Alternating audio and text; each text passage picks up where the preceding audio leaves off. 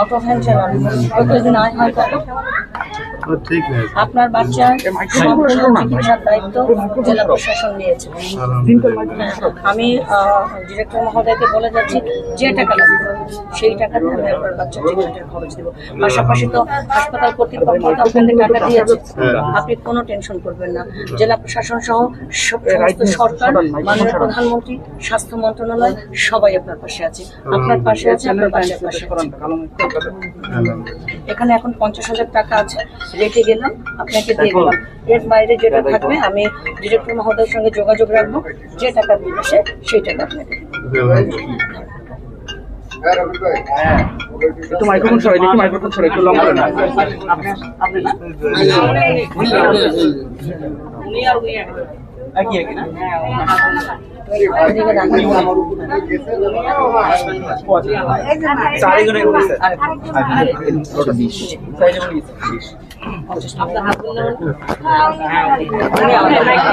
আপনি ডিরেক্টর স্যারের সাথে যোগাযোগ করুন বা আমাদের মেডিসিন নাম্বার দিয়ে যাবো।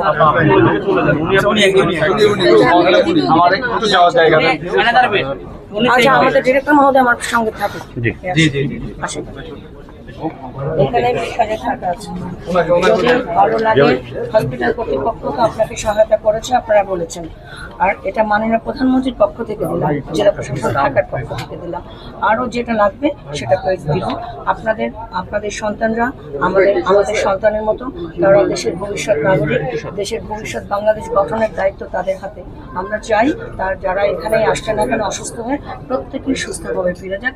জেলা প্রশাসন বলেন, হসপিটাল কর্তৃপক্ষ বলেন, মাননীয় প্রধানমন্ত্রী, সদস্য সরকার, স্বাস্থ্য মন্ত্রণালয় সবাই আপনাদের পাশে আছে। ঠিক আছে। আপনারা দেখেছেন যে আমরা মাত্রই এই হসপিটালের যে বাচ্চারা আছে, গত জানুয়ারি থেকে 770 বাচ্চা ভর্তি হয়েছে। গত 24 ঘন্টায় 34 জন ভর্তি হয়েছে, এখন 111 জন ট্রিটমেন্টে আছে। তো অলমোস্ট যেসব বাচ্চারা আছে তারা কিন্তু খুবই একটু সুবিধা বঞ্চিত পরিবারের বা নিম্নবিত্ত পরিবারের বাচ্চারা আছে। আমাদের ডিরেক্টর মহোদয় নিজেই ব্রিফ করেছেন বা আমাদের যারা পেশেন্টের বাবা মা, তারাও বলেছে যে হসপিটাল থেকেও সাবসিডি দেওয়া হয়েছে, অনেক হেল্প করা হয়েছে। জেলা প্রশাসন সবসময়ের জন্য কিন্তু গরিব দুস্থ অসহায় মানুষের পাশে আছে। তাছাড়া যে এখন যে এই হামে আক্রান্ত বাচ্চাদের পাশে মাননীয় প্রধানমন্ত্রী সহ গোটা সরকারটাই কিন্তু অবস্থান নিয়েছে। টিকাদান কর্মসূচি যাতে অত্যন্ত কঠোরভাবে পর্যবেক্ষণ হয় বা 100% কার্যক্রম সফল হয়, সে বিষয়ে কিন্তু সরকার আন্তরিক। মাননীয় প্রধানমন্ত্রী কঠোরভাবে বলেছেন যে প্রত্যেকটা শিশুই কিন্তু আমাদের সন্তানের মতো, আগামী দিনের ভবিষ্যৎ।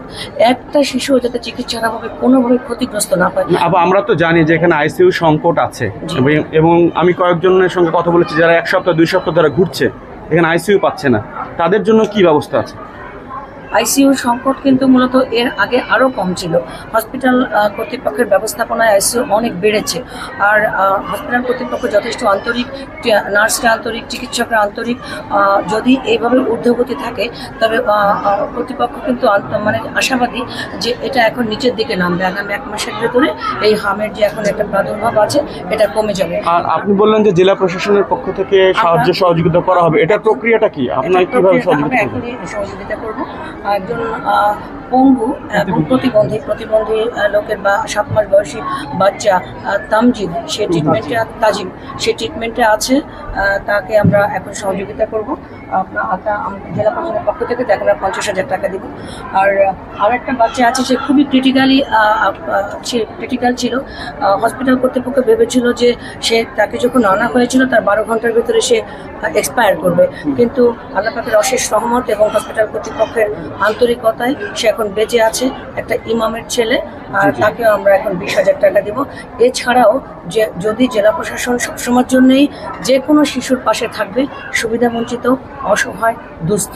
যদি আমি ডিরেক্টর মহোদয়কে বলে যাব, যদি এই ধরনের কোনো শিশু ভবিষ্যতে ভর্তি হয় বা যারা চলমান আছে ট্রিটমেন্টের ভেতরে, তাদের যদি প্রয়োজন হয় আর্থিকভাবে জেলা প্রশাসন পাশে থাকবে।